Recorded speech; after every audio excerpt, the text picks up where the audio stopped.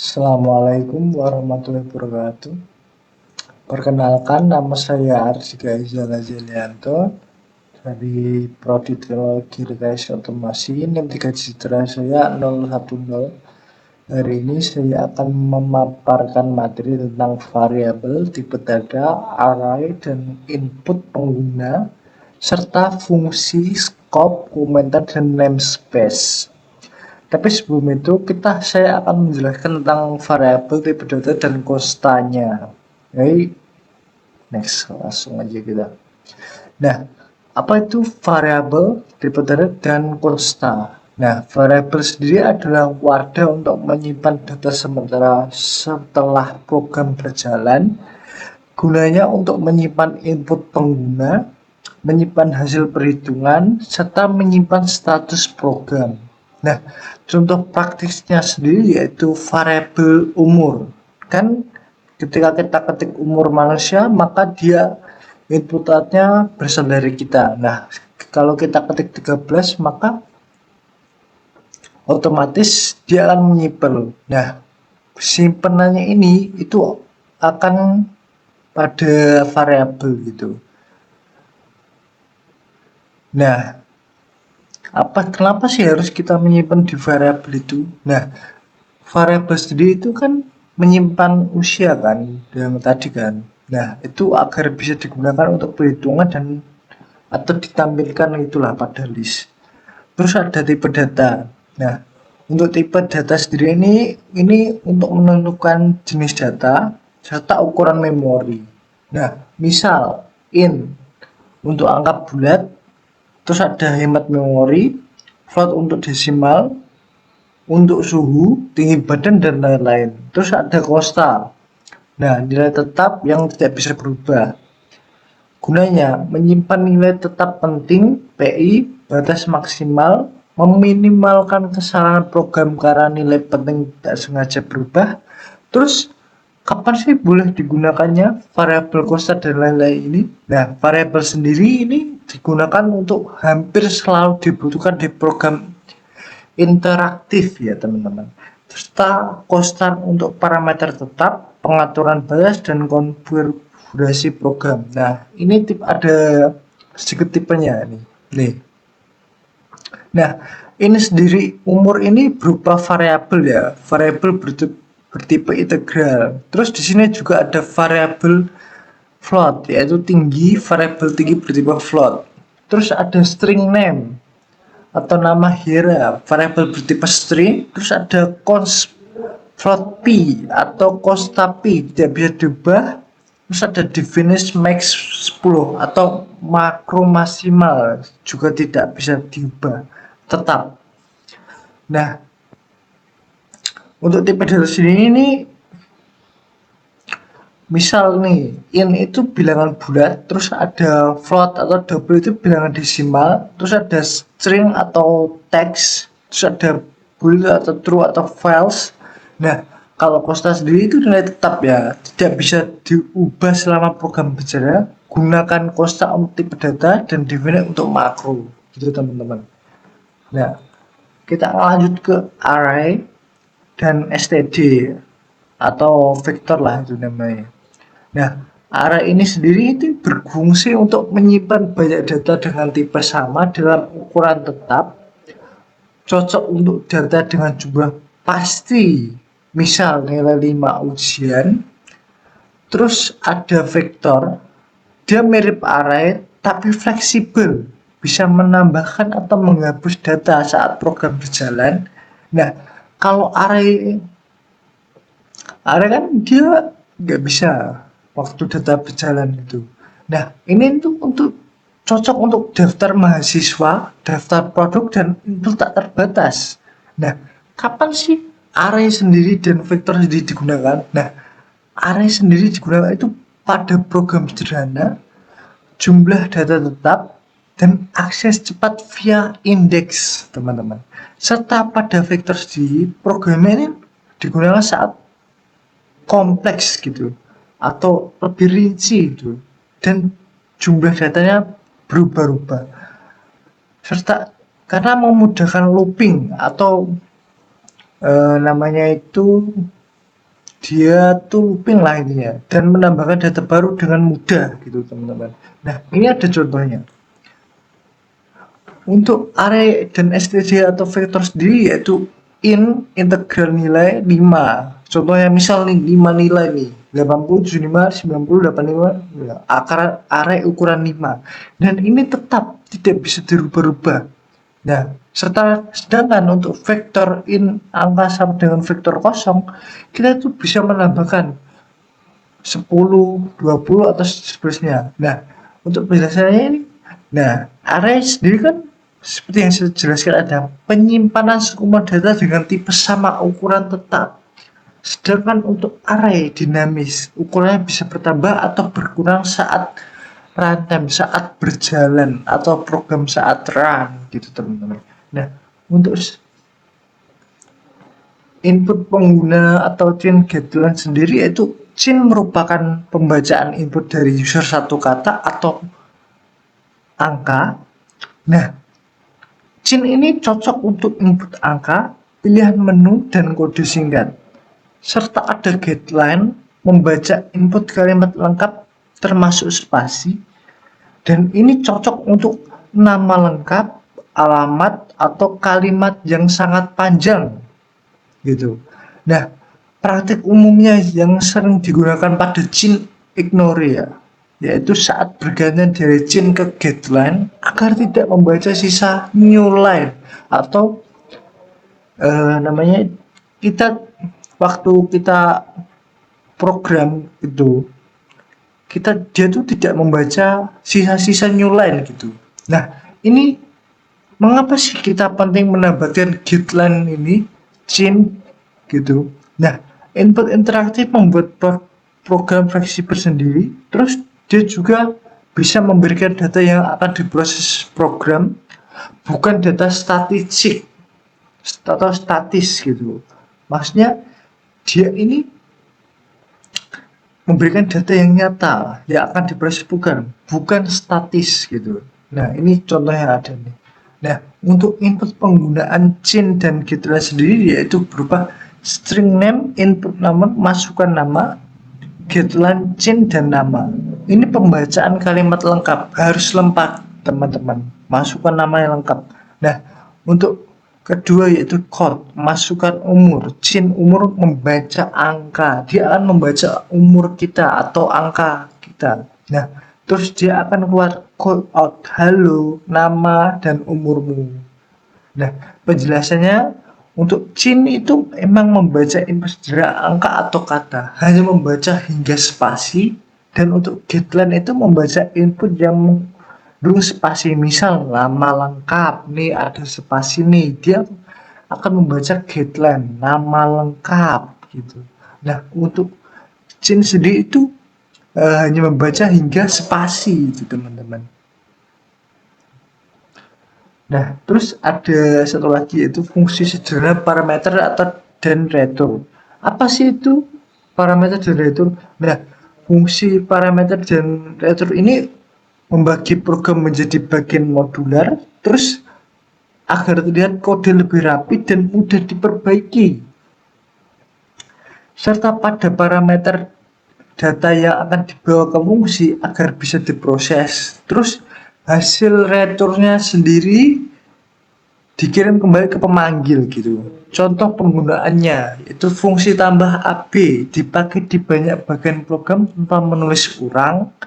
Terus ada fungsi input mahasiswa yaitu mengurangi duplikasi kode untuk membaca data setiap mahasiswa. Nah, untuk manfaat sendiri apa sih saat kita menggunakan parameter dan return?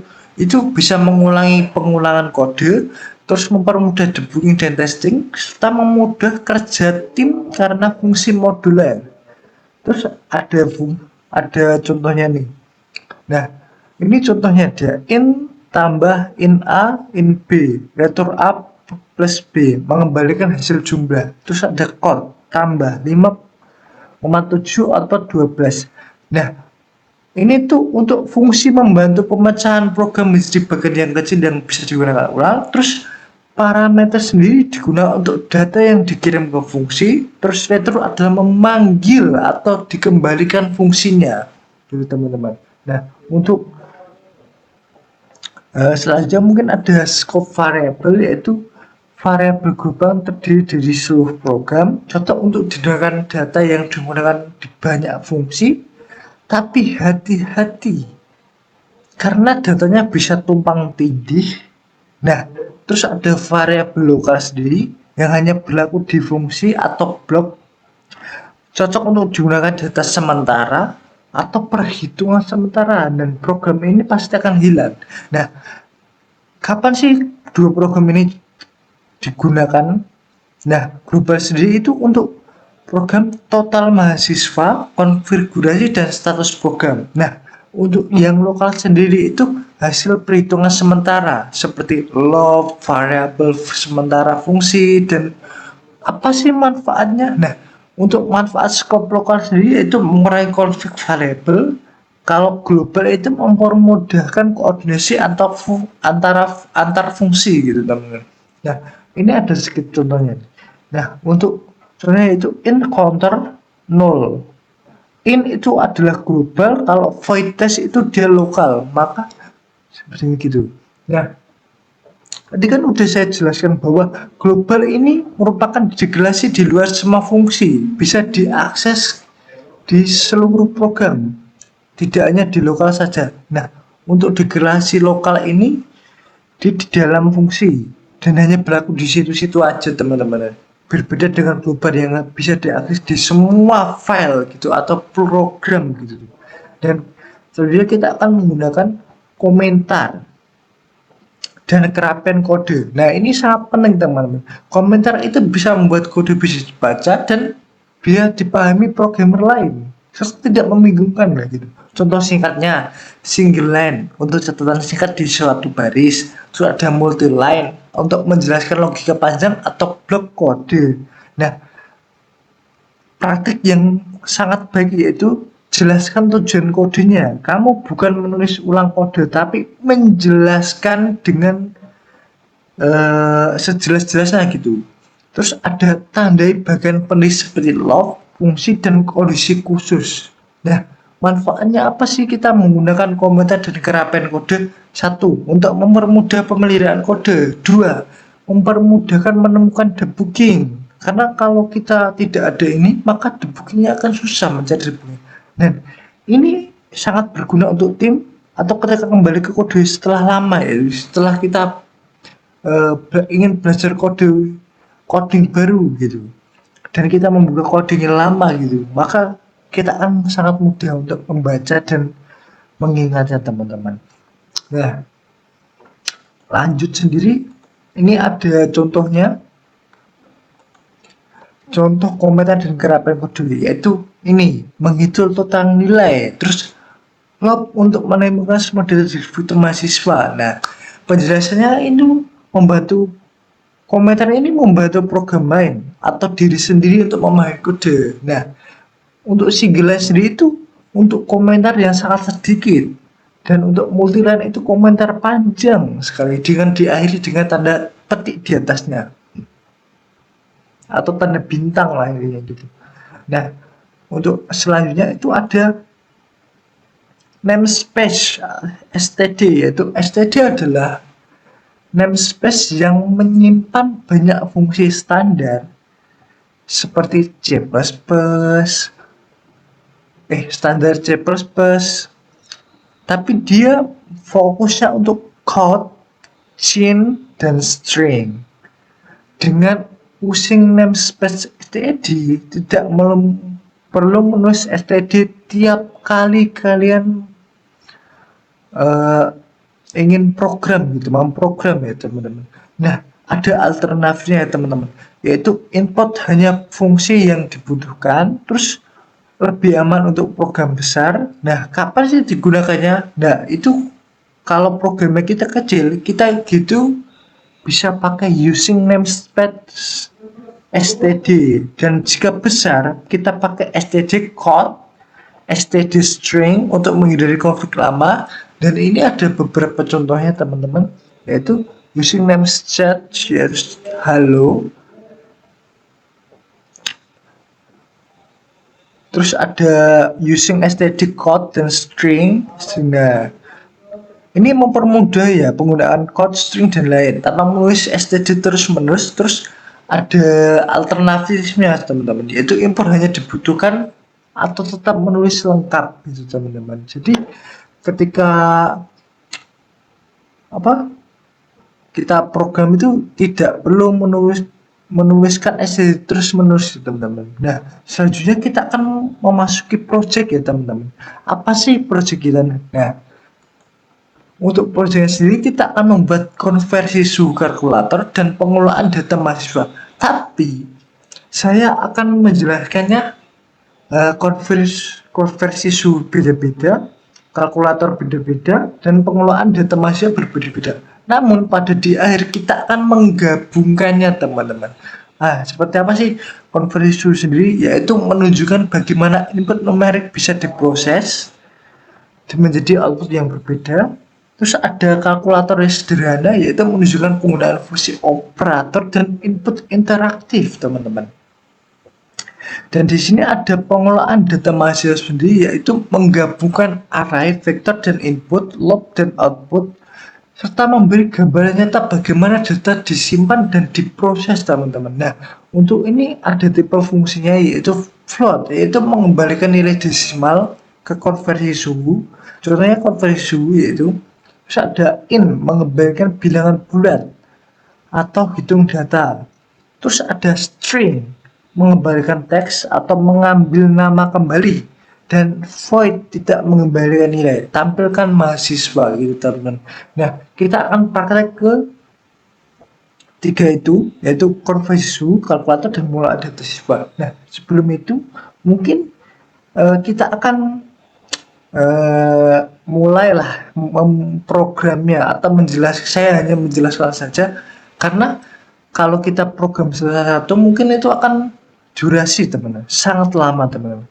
Dan untuk pemrograman sendiri saya akan pilih pada Rapid saja.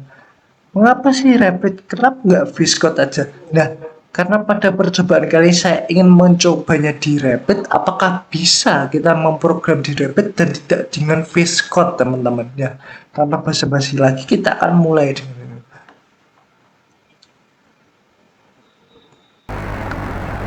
Nah, kita akan masuk pada pembahasan program ya, karena kan saya udah menjelaskan beberapa tentang DPP-nya juga. Nah, kita akan masuk pada programnya, yaitu konversi suhu, fungsi kalkulator, dan fungsi input mahasiswa. Nah, di sini saya akan menggunakan VS Code. Nah, langsung aja kita mulai. Nah, di sini library yang saya gunakan yaitu ifstream dan vektor. Vektor itu apa? Sebenarnya vektor ini pelulangan ya. Dia akan terus menerus berulang, beda dengan for atau array. Kalau di C++, kalau array sendiri itu dia ada kayak batasnya lah. Kalau kita ngetik 5 bakal dia akan putar 5 kali. Kalau vektor itu dia berulang-ulang terus kecuali kita keluarin. Nah, ini pada fungsi konversi suhu kita akan menggunakan float, yaitu float ini konversi suhu, mengubah suhu ke Fahrenheit. Nah, dia retur ke C 9,5 plus 32. 32 itu rumusnya. Terus di sini ada fungsi kalkulator, yaitu in, integral, tambah ya, in A, in B, retur A plus B, fungsi penjumlahan. Terus di sini ada integral kurang, integral A, integral B. Terus ada fungsi pengurangan, yaitu A, yaitu B. Terus ada fungsi input mahasiswa. Nah, void input mahasiswa sendiri ini menggunakan vektor dan juga string, dan juga ada daftarnya. Dia mengisi vektor dengan nama, terus ada string, integral jumlah, terus ada inputan keluarnya yaitu berapa mahasiswa. Terus ada cin, kita menginput jumlahnya. Terus ada cin non egrel, yaitu menghapus new line agar get line bekerja. Terus untuk for integralnya ini sama dengan 0, ini sama dengan jumlah dikali sama dengan i plus plus gitu.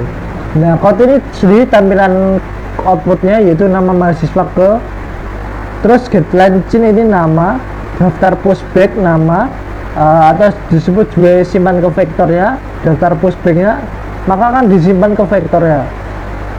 Terus untuk fungsi tampilan sendiri, karena kita ini saya gabung ya, kan biasanya kan ada yang dijalankan satu-satu gitu, ada yang fungsi kalkulator atau apa gitu, tapi ini saya gabungkan supaya lebih mempermudah. Terus di sini ada fungsi tampilan mahasiswa sendiri, saya menggunakan void tampilan mahasiswa, const, vektor, dan string daftar nama, menampilkan seluruh nama. Terus ada code, yaitu new line daftar mahasiswa, ada for const string daftar code ini. Terus fungsi menu utama yaitu void menu code, yaitu keluaran outputnya yaitu berupa program modular ini. Terus dia ada konversi suhu, kalkulator, dan pengelolaan data mahasiswa. Terus ada 0 keluar dan juga pilihan menu. Nah ini pada saat di run pada terminal akan ada tampilan seperti ini, kita tinggal memasukkan input angkanya saja. Terus pada main programnya yaitu integral main, integral pilihan vektor string dan mahasiswa, yaitu menyimpan daftar mahasiswa. Will true jika will itu digunakan untuk sebagai fungsi menu lah gitu, pemanggil lah gitu. Nah terus ada if itu pilihan menu konversi suhu, float C masukkan suhu, hasil Fahrenheit. Terus ada else if pilihan 2 menu kalkulatornya kita disuruh masukkan angka ke 1 dan ke 2. Terus kita akan pada operatornya kita disuruh memilih antara plus atau kurang gitu, belum ada kali dan pembagi ya di sini.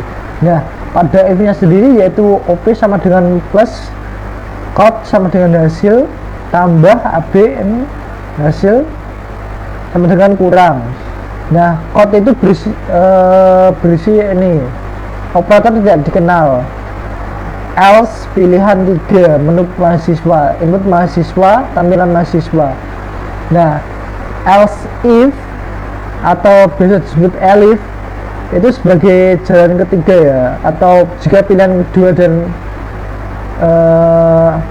apa namanya else dan if nya itu ada pilihan lain gitulah, keluar breaks pilihan tidak valid, langsung aja kita jalankan, kita run ya. Nah maka dia seperti ini ya, seperti yang pada program kita tadi, yaitu menu tampilan utamanya dia itu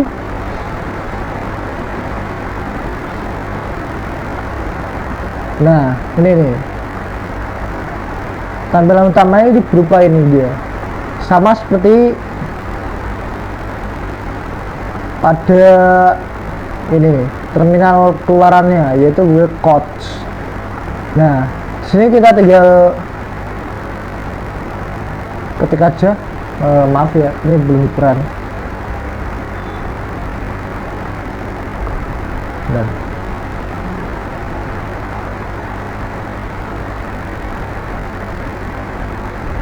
nah ini kalian ketik aja, bukan di sini 1, kita masukkan suhu, enggak kurang kelihatan ya dia. Nah, kita fokus pada ini aja ya, kita masukkan suhunya. Ini bisa integral maupun float ya. Float tuh bilangan pecahan, maksudnya pecahan itu gimana, bisa 3,14 juga. Jika kita juga bisa integral atau bilangan bulatnya saja nih seperti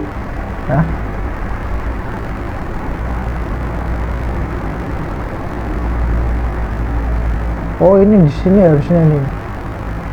Bentar.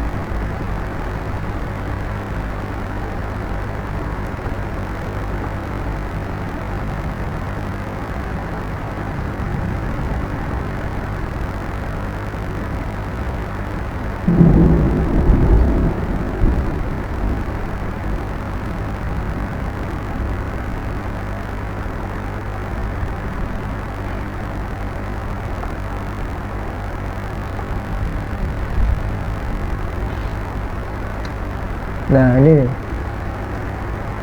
ini bisa 10, dan juga bisa bilangan float atau bilangan pecahan gitu. Nah kita bisa, dan ini tuh dia pakainya tuh vektor ya. Vektor tuh maksudnya berulang-ulang terus gitu loh, sampai kita menekan tombol keluar 0. Berbeda dengan array. Array itu dia tuh loopnya atau kembali terus menerusnya tuh ada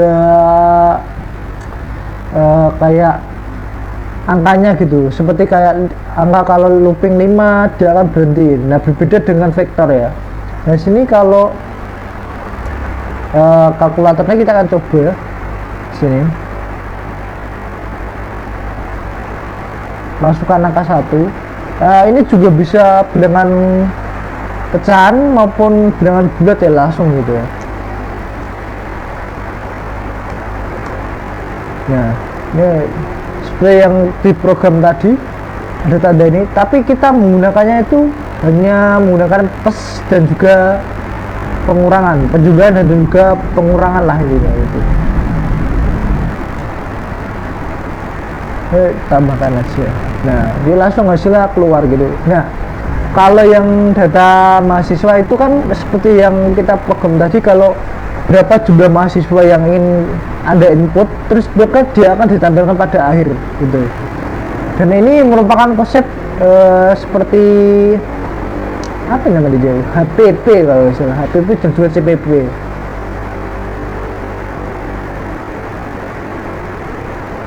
Kita ketik aja 3.